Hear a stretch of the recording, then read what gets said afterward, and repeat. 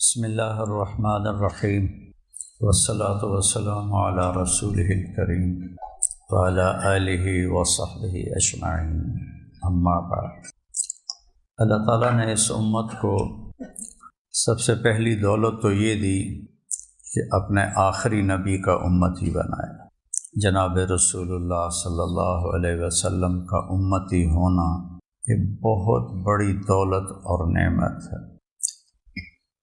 دوسرا فضل یہ فرمایا کہ ہمارے انتظار کا وقت باقی امتوں سے بہت تھوڑا کر دیا، چونکہ ہم آخر میں آئے ہیں۔ جو ہزاروں سال پہلے سے قبروں میں چلے گئے، ان کا انتظار آخرت کتنا لمبا ہو گیا، اور ہم خاص طور پر امت کا یہ حصہ، یہ تو بالکل اب کنارے پہنچا ہوا ہے۔ دجال کھبے سجیوں کے دو آ ہی جاوے گا، بالکل قریب ہیں، تو انتظار تھوڑا ہو گیا۔ سفری آدمیوں، جہاں جہاز لیٹ ہو جائے، گاڑی لیٹ ہو جائے، کوفت ہوتی ہے، اور ٹائم پہ ہو تو خوشی ہوتی ہے۔ دوسری نعمت یہ ہے کہ ہمارے اور آخرت میں فاصلہ بہت تھوڑا ہے۔ آپ نے اپنی زندگی میں فرمایا کہ جتنا یہ سورج پیلا ہو چکا تھا، سرخ، جتنا اس سورج کے ڈوبنے میں وقت باقی ہے، بس اتنا ہی قیامت کے آنے میں وقت باقی ہے۔ تیسرا فضل یہ فرمایا کہ ہمارے عیب پہ پردہ ڈال دیا۔ پچھلی قوموں کے اللہ نے ہمیں واقعات سنائے ہیں، ان کی نافرمانیاں، ان کی ساری برائیاں اللہ نے ہمیں بتائی ہیں، ان کو کیسے پکڑا یہ بھی اللہ نے بتایا ہے۔ لیکن ہماری کمیاں کوتاہیاں اللہ کسی کو بھی نہیں بتا رہا کہ ہمارے پیچھے کوئی اور آنے والا ہے ہی نہیں کہ جن کو بتایا جائے، تو اللہ نے ہمارے عیبوں پہ پردہ ڈال دیا، اور کسی کے سامنے کسی آنے والی قوم کوئی ہے ہی نہیں تو بتائے گا کسے۔ آخرت میں بھی پردہ ڈال دیا۔ اللہ کے نبی کہیں گے اللہم اجعل حساب امتی الی لئلا یفتضحوا، یا اللہ میری امت کا حساب میرے حوالے کر۔ تو اللہ تعالیٰ پوچھیں گے کیوں؟ کہتا کہ ان کو شرمندہ نہ ہونا پڑے، میں ہی لے لوں، کسی کو پتہ ہی نہ چلے۔ تو اللہ فرمائیں گے جب آپ حساب لیں گے تو آپ کے سامنے تو شرمندہ ہونا پڑے گا انہیں، لہٰذا میں آپ کے حوالے بھی نہیں کروں گا، میں خود لوں گا، اور ایک پردہ حائل ہو جائے گا سارے انسانیت کے اور امت کے درمیان، اور صالح اور طالع، اچھے اور برے کا نتیجہ پردے میں ہوگا۔ کسی نے جہنم میں بھی جانا ہے تو پچھلی امتوں کو کچھ پتہ نہیں کون گیا۔ یہ اللہ نے ہم پہ کرم اور فضل فرمایا۔ پھر اللہ نے ہمیں قرآن کی دولت دی، نہ مٹنے والا کلام۔ باقی 3 کتابوں کی اللہ نے تلاوت نہیں فرمائی، کلام اللہ کہا ہے قرآن میں کہ اللہ کی طرف سے آئی ہیں۔ قرآن کی تلاوت فرمائی، فَإِذَا قَرَأْنَاهُ فَاتَّبِعْ قُرْآنَهُ، اور اللہ نے الف عام 2000 سال پہلے اللہ نے قرآن کی تلاوت فرمائی، تو لہٰذا اس کو کوئی مٹا نہیں سکتا، نہ یہ تبدیل ہو سکتا ہے، نہ یہ خود بدل سکتا ہے، نہ اسے کوئی بدل سکتا ہے۔ لا مبدل لکلمات، کوئی بدلنا چاہے نہیں ہوگا۔ لا تبدیل لکلمات اللہ، یہ تبدیل ہوتے ہی نہیں، اتنی حفاظت ہے اللہ کی۔ تو بہت بڑی گمراہی ہے یہ کہنا کہ قرآن میں تحریف ہو گئی اور قرآن بدل دیا گیا، یہ تو کفر بواحن ہے یہ، جس کو اللہ کہے وَإِنَّا لَهُ لَحَافِظُونَ، ہم حفاظت کریں گے۔ پھر قرآن کا تعارف، قرآن کیا ہے؟ خود قرآن کی زبانی، وَإِنَّهُ لَتَنزِيلُ رَبِّ الْعَالَمِينَ، سب سے شعراء میں، سورۃ شعراء میں مجھے لگتا ہے، ہو سکتا ہے کسی اور جگہ اس سے بھی زیادہ واضح ہو، لیکن مجھے یہاں لگتا ہے سب سے بہترین تعارف ہے۔ پہلا سوال ہے یہ کہاں سے آیا ہے؟ تو اس کو اِنَّ اور لام کے ساتھ اللہ نے مضبوط کیا۔ اِنَّهُ لَتَنزِيلُ، یہ ہے اتارا ہوا، زمین کا کلام نہیں ہے، اوپر سے آیا ہے۔ کس نے بھیجا ہے؟ رب العالمین، وَإِنَّهُ لَتَنزِيلُ رَبِّ الْعَالَمِينَ۔ پہلے سوال کا جواب ہو گیا کہ کس نے بھیجا ہے بھائی؟ رب العالمین۔ اب رب العالمین تو فوق سبع سماوات ہی ہے اور ہمارے نبی مدینہ میں ہیں، تو کون لے کر آیا ہے؟ تو اس کا اللہ نے جواب دیا نزل بہ الروح الامین، اسے جبریل نے فرمایا، الروح ایک انتہائی معزز نام دیا، الامین امانت دار ہے، اپنی طرف سے کوئی چیز شامل نہیں کرے گا، جیسے ہے ویسے ہی لائے گا۔ اب تیسرا سوال، کس کے پاس آیا یہ کلام؟ تو علیہ کا نہیں کہا، علی قلبک، آپ کے دل پر اتارا گیا۔ تو قرآن کی جگہ زبان نہیں ہے، قرآن کی جگہ دل ہے۔ یہ فرق ہے ہمارا اور صحابہ کا۔ تھا بھی خیر القرون، ان کے یہاں اترا، ہمارے بھی ہے اللہ کے فضل سے، لیکن دھندلے نقوش ہیں ان کے، ایسے جیسے پہاڑ میں کوئی چیز کھود دی جائے، ایسے قرآن ان کے اندر گڑ گیا تھا۔ تو علی قلبک، اے میرے نبی، یہ ہمارے نبی کے دل پر اتارا گیا۔ چوتھا سوال ہے کیوں آیا ہے؟ لِتَكُونَ مِنَ الْمُنذِرِينَ، کہ آپ دنیا کو خبردار کریں کہ تم امتحان میں ہو، آزاد نہیں ہو، اور تمہارے فعل اور پاس کے فیصلے آگے ہو رہے ہیں، اور موت کے بعد دو ٹھکانے ہیں، ایک ہمیشہ کے لیے اچھا جنت، ایک ہمیشہ کے لیے برا جہنم، اس کی تیاری کرو۔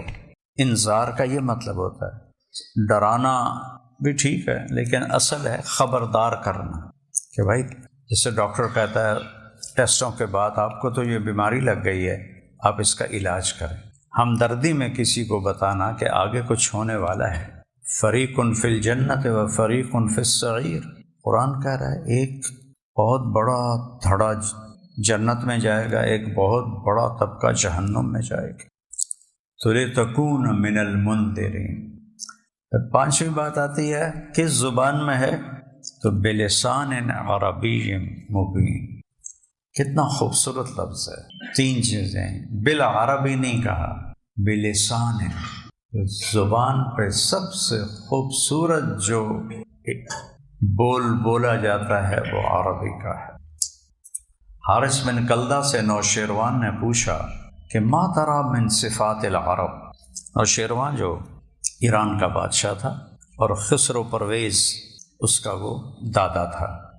یہ نوشہرہ اس نے آباد کیا تھا، جو یہ کے میں ہے نوشہرہ، نوشیروان کے نام سے تھا، پھر نوشہرہ، یہاں تک اس کی حکومت تھی، بہت بڑا بادشاہ۔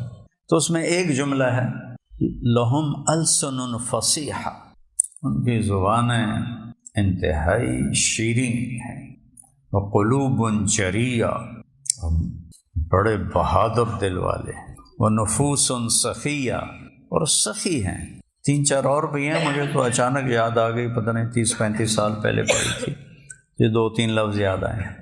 بلسان عربی مبین، ہر سوال کا جواب آ رہا ہے، ایسی عربی جو واضح ہے، کھول کھول کے بیان کر رہی۔ لسان القرآن لسان القوم ہے، ہمارے علماء کو لسان القوم نہیں آتی، اس لیے وہ بات بھی کرتے ہیں اور روح خالی بھی چلے جاتے۔ یہ اللہ نصیب فرمائے تو فرمائے۔ پیچھے کوئی اس کی دلیل ہے، وَإِنَّهُ لَفِي زُبُرِ الْأَوَّلِينَ، یہ میرے خیال میں، شیخ صاحب بتائیں گے کہیں اور بھی ہے کہ نہیں، لیکن میرے خیال میں یہ جامع ترین قرآن کا تعارف ہے، اور اللہ نے اس کا یاد کرنا آسان فرما دی۔ پہلی امتیں اپنی کتاب یاد نہیں کر سکتی تھیں۔ جب عزیر علیہ السلام 100 سال مرنے کے بعد زندہ ہو کے آئے تو ساری نسل بدل چکی تھی۔ انہوں نے پوچھا لوگوں نے، آپ کون ہیں؟ کہا میں عزیر ہوں۔ کہا اس کو تو مرے 100 سال ہو گئے۔ تو وہ ایک ان پر اچھا خاصا ہنگامہ کھڑا ہو گیا، یہ کہاں سے آ گیا عزیر کہنے والا، وہ تو فوت ہو گئے 100 سال پہلے۔ تو کسی پرانی عمر والے آدمی کے پاس لے جاؤ، بڑی عمر والے۔ تو ایک عورت تھی بہت بڑھیا، اس کے پاس سارے گئے۔ انہوں نے کہا بی بی میں عزیر ہوں۔ اس نے کہا عزیر کو تو تورات یاد تھی، تو سنا دے تو ہم مان جائیں گے۔ تو عزیر علیہ السلام نے تورات سنائی، پھر لوگوں کو یقین آیا کہ یہ وہی نبی ہیں۔ تو صرف نبی یاد کر سکتا تھا، عام لوگ نہیں۔ ہمارے ماشاءاللہ بچے بھی یاد کر رہے ہیں، بڑے بھی یاد کر رہے ہیں، عورتیں بھی یاد کر رہی ہیں، بچیاں بھی یاد کر رہی ہیں۔ اللہ نے اس کو اتنا آسان فرما دیا، اور واحد کتاب ہے جو اتنی بڑی ہو کر بغیر سمجھے حفظ کی جاتی۔ ایسا حفظ ہوتا ہے کہ پورے قرآن کو بچے پڑھ جاتے ہیں اور اٹکتے بھی نہیں۔ غلطی تو بات کی بات ہے، اٹکتے بھی نہیں۔ تو اللہ نے ہمیں رمضان میں قرآن سننے کی ترغیب دی، جو ہمارے نبی نے قیام اللیل کی ترغیب دی۔ پھر حضرت عمر رضی اللہ تعالیٰ عنہ نے اس کو، اللہ کے نبی کے زمانے میں فرادہ حفاظ سناتے، صدیقی دور میں بھی ایسے ہی تھا، الگ الگ حفاظ کھڑے ہوتے تھے سناتے۔ حضرت عمر کے ابتدائی دور میں بھی ایسے تھا۔ پھر ایک دن آئے تو کوئی ادھر کوئی ادھر کوئی ادھر، کہنے لگے اگر ان کو ایک حافظ پہ جمع کر دوں تو کیسا رہے گا؟ تو ابی بن کعب رضی اللہ تعالیٰ عنہ کو حافظ امام بنایا، اور باقیوں سے کہا کہ اس کے پیچھے 20 رکعت۔ تو اب یہ سوشل میڈیا پہ رمضان آتا ہے، لڑائی شروع ہو جاتی ہے، 8 ہیں 20 نہیں، وہ کہتے ہیں 20 ہیں 8 نہیں، 8 کا تو وجود ہی کوئی نہیں، وہ کہتے ہیں 20 کا تو وجود ہی کوئی نہیں۔ تراویح اس کا نام نہیں ہے، اس کا نام ہے قیام اللیل۔ تراویح پڑھا ایک خاص عمل کی وجہ سے کہ اہل مکہ 4 رکعت کے بعد ایک طواف کرتے تھے، تھوڑا پاؤں کھل جاتے تھے تو وہ ایک آرام ہو جاتا تھا، پھر 4 رکعت کے بعد ایک طواف کرتے تھے، تو 5 طواف ہوتے تھے۔ تو ایک طواف کو ترویحہ کہتے تھے کہ آرام ہو گیا، دوسرا طواف ترویحہ، تیسرا طواف تراویح بن گیا۔ مدینے والوں نے کہا وہ مکے والے تو 5 طواف کرتے ہیں، ہم کیا کریں؟ ان کا ہم 40 رکعت پڑھیں، انہوں نے 40 پڑھنی شروع کر دی۔ تو یہ اس پہ کوئی جھگڑا نہیں ہے، ہاں 8 پڑھے گا تو اجر کم ملے گا، 20 پڑھے گا تو اجر زیادہ ملے گا۔ اس کو بدعت کہنے والے تو خود بدعت ہی لگتے ہیں یا سمجھ سے خالی ہیں۔ علیکم بسنتی و سنت الخلفاء الراشدین من المہدیین من بعد، خلفاء راشدین کی سنت تو میرے نبی کی سنت۔ تو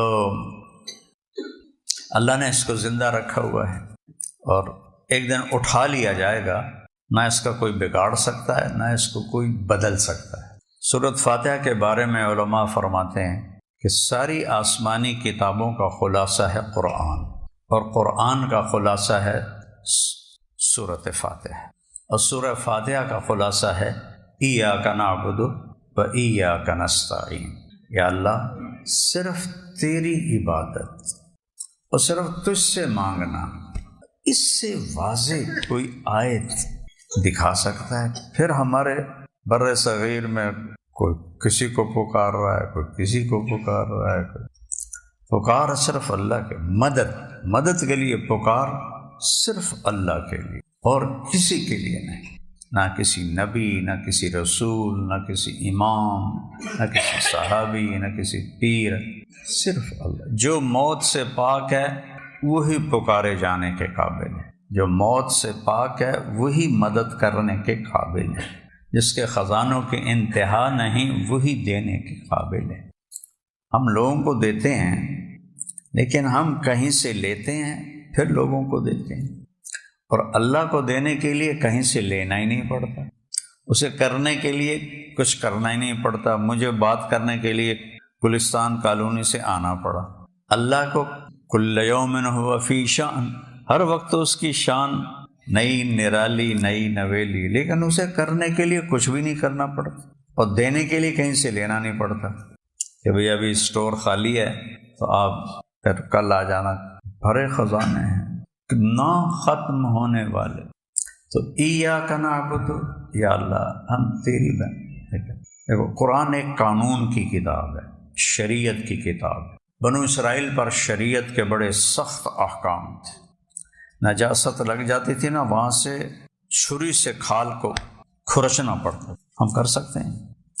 کپڑا ناپاک ہو جاتا تھا، وہاں سے کاٹ دینا ہوتا تھا۔ بچڑے کی پوجا کی توبہ قبول ہے، لیکن قتل ہوگا، قتل ہونا پڑے گا۔ ہمارے لیے اللہ تعالیٰ نے آسانیاں فرما دی۔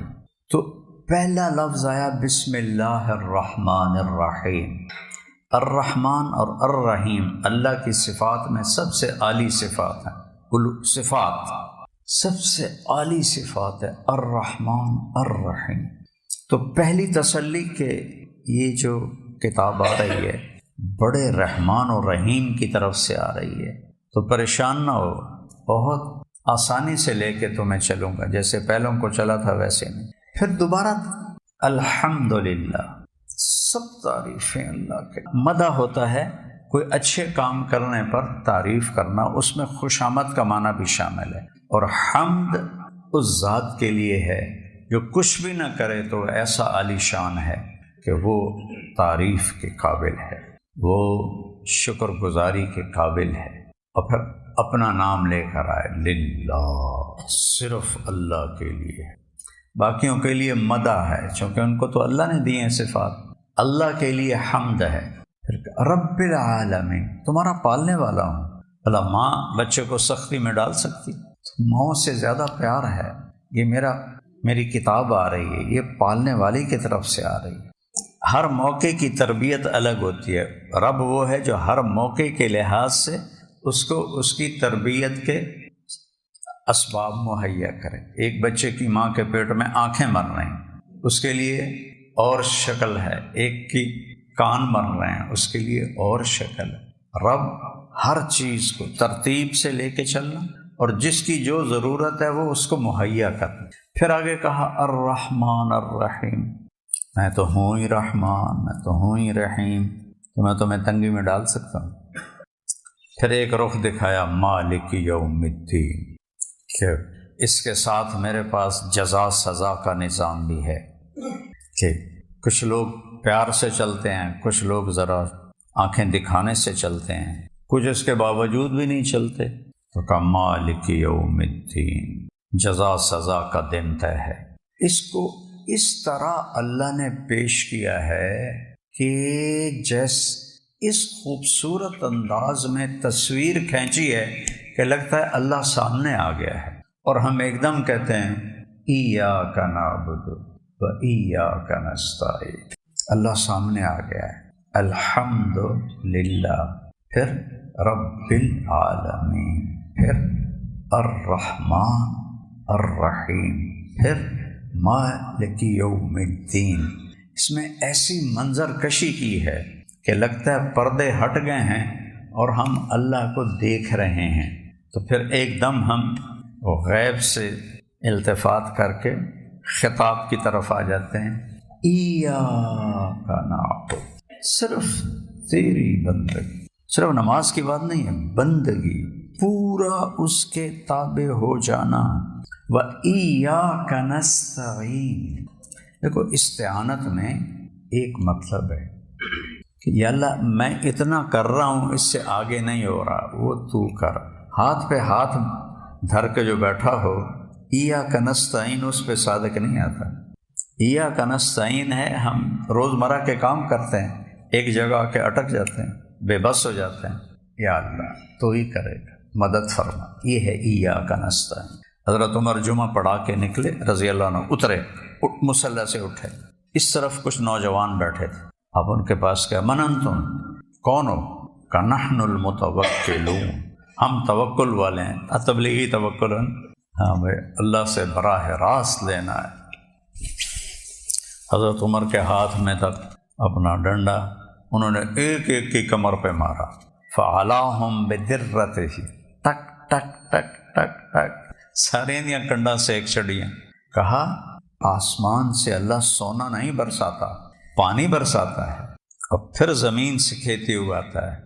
وہ کہتا ہے فَإِذَا قُضِيَتِ الصَّلَاةُ فَانتَشِرُوا فِي الْأَرْضِ وَابْتَغُوا مِنْ فَضْلِ اللَّهِ، تم کون سا متوکل ہو، اگلی دفعہ نظر آئے تمہارے چہرے خون سے لال کر دوں گا، چلو دوڑ جاؤ۔